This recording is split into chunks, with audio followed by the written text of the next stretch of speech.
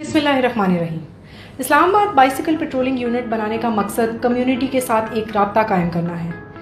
हमने जो आईजी साहब का विज़न था जिसमें उन्होंने कहा था कि अपनी कम्युनिटी को इंगेज करना है, एक राब्ता कैंपेन स्टार्ट की और उस राब्ता कैंपेन के साथ साथ ही हम लोगों ने ये साइकिलिंग स्क्वाड भी स्टार्ट किया।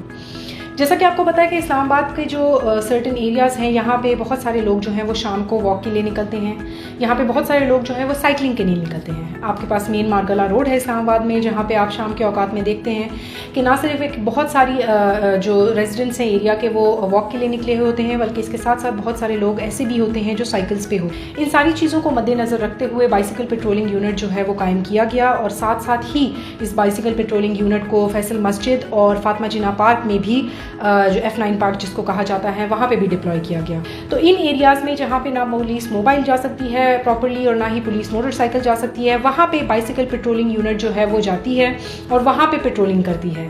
हमें बहुत सारे ऐसे केसेस रिपोर्ट हुए हरासमेंट के या बाकी इश्यूज़ के, जो कि पहले शायद रिपोर्ट करना लोगों के लिए आसान नहीं थे। अब क्योंकि उनकी विजिबिलिटी हो गई है इन पार्क्स में, इन एरियाज़ में, तो it's easier for people to report things.